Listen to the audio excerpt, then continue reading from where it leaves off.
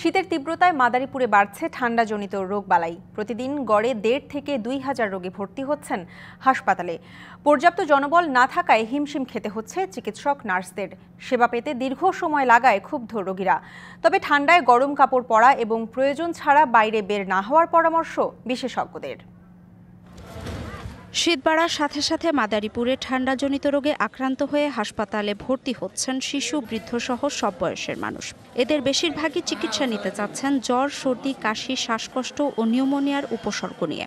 Gas দিতেছি, ঠান্ডার সমস্যা তো, ডাক্তারে বলছে যে নিউমোনিয়া হয়ে গেছে। কাশি হলো আমার বেশি পরিস্থিতি, এদিকে পাও চাবায়, ঠান্ডায় দুইটা পাও চাবায় রাত্রে আমি না পাশে রশি দিয়া না পাশে শুইতারি না। আমার বাচ্চা আজকে 6 দিন ধরে পায়খানা করতেছে, বমি করতেছে। জেলার ২৫০ শয্যা হাসপাতালে সবচেয়ে বেশি চাপ ডায়রিয়া ওয়ার্ডে, সাথে বহির্বিভাগেও রোগী বাড়ায় সেবা পেতে দেরি হচ্ছে। সানবিট সব দিবে সামাল। সানবিট ম্যাজিক প্রেস ডিশওয়াশিং এর মাথা ঘোরানো সলিউশন।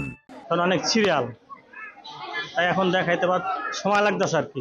সীমিত জনবল নিয়ে সামলাতে হচ্ছে রোগীর চাপ, জানালেন কর্তব্যরত সেবিকা। যতটুকু সম্ভব আমরা ততটুকু সেবা দিতে পারছি, কিন্তু জনবল তো কম থাকার কারণে আমরা সেবাটা সঠিকভাবে দিতে পারছি না, হিমশিম খাচ্ছি। রোগ প্রতিরোধে গরম কাপড় পরার পাশাপাশি দরকার ছাড়া বাইরে বের না হতে বলছেন বিশেষজ্ঞরা।